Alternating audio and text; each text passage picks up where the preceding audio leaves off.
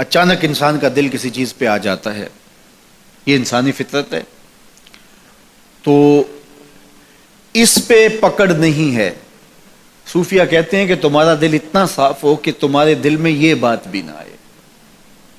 غنا تمہیں نصیب ہو جائے، لیکن اس کے باوجود ہم بشر ہیں، کمزور ہیں، تو کسی شخص کے پاس کوئی چیز دیکھی اور للچا گیا دل اس کی طرف، اور پھر اس کو حاصل کرنے کے لیے کوشش میں، تردد میں لگ گیا، دل میں خیال بھی آتے ہیں، وسوسے بھی آتے ہیں، اور ایسی ایسی خواہشات جنم لیتی ہیں کہ انسان خود اپنے پہ ہنستا ہے، لیکن ایسی خواہشات جس کی اتباع میں چل پڑا، جس کی خواہش میں چل پڑا، تو یہ ہلاک کر دینے والی چیز ہے۔ آرزو کا پیدا ہو جانا، حتیٰ کہ آرزو تو آرزو رہی، وسوسے کے پیدا ہو جانے پر بھی پکڑ نہیں ہے اگر اس کی اتباع نہ کی جائے۔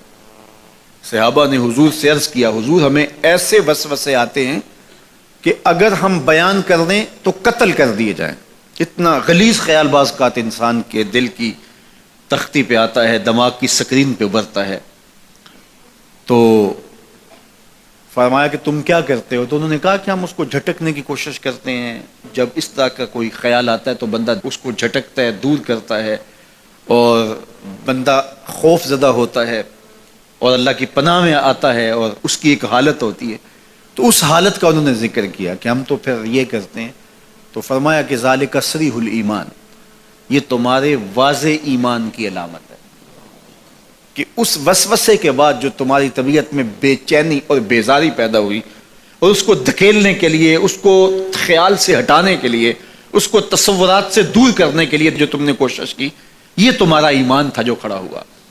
اور تم اس سے بچنے کی کوشش کرتے ہو، تو یہ تمہارے ایمان کی علامت ہے۔ تو خالی وسوسہ اگر کتنا ہی غلیظ کیوں نہ ہو، اگر اس وسوسے کو خیال کا حصہ بنا کے اس سوچ کو لذت کا سبب نہ بنا لیا جائے، حتیٰ کہ غیر محرم کے اوپر آپ کی نظر پڑ گئی، تو فرمایا النظرۃ الاولی لک والثانیۃ علیک، جو پہلی نظر تجھے حاصل ہوئی تو وہ تیرے لیے ہے، لیکن اگر تو نے نظر کا تتبع کیا اور پھر تیری نظر نے دوبارہ پیچھا کیا تو وہ تیرے اوپر وبال بن جائے گی۔ تو خواہش کا، وسوسے کا، اور کسی ایسی چیز کا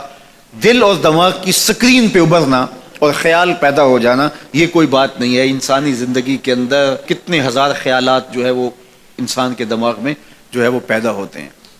اور پیدا ہو کر کے مٹتے ہیں، پھر نئے پیدا ہوتے ہیں۔ کبھی بھی انسان کا دماغ خالی نہیں رہتا، ہر وقت سوچتا ہے۔ آپ اگر یہ طے کر لیں کہ میں کچھ نہیں سوچنا،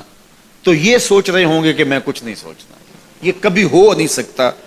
کہ آپ کا دماغ ہو اور اس کے اندر جو ہے وہ کوئی خیال نہ چل رہا ہو، ہزاروں لاکھوں خیالات کا ایک ہجوم گزرتا ہے۔ تو انسان کا دل، دماغ اس طرح بھاگتا ہے۔ آپ اچھے لوگوں میں رہیں گے تو خیالات پاکیزہ ہوں گے۔ دیکھیے، آپ گندگی کے ڈھیر سے گزر رہے ہوں گے تو خیالات اسی طرح کے ہوں گے نا، اور اگر پھولوں کی روش سے گزر رہے ہوں گے، صحن چمن سے گزر رہیں گے تو خیال اس طرح کے ہوں گے نا۔ آپ جو ہے وہ کسی بازار سے گزر رہے ہوں گے تو خیال اس طرح کے ہوں گے، اور مدینے کی گلی سے گزر رہے ہوں گے تو پھر خیال اسی طرح کے ہوں گے نا۔ اس وقت آپ کے خیالوں کی دنیا کسی اور جہاں میں آباد ہے، اس لیے کہ آپ رسول اللہ کا فرمان سن رہے ہیں، لیکن اگر آپ کے سامنے کو گویا غزل گا رہا ہو تو پھر خیال کی وادیوں میں بھٹک کے کہیں آپ اور کھڑے ہوں گے۔ اب بات حضور کے فرامین کی ہو رہی ہے تو تصور پھر گنبد خضرا کے مکی کا ہی ہوگا نا، تصور تو پھر شہر حبیب کا ہی ہوگا۔ لیکن اگر آپ باتیں دوسری جانب کی کر رہے ہو تو تصور پھر ادھر جاتا ہے،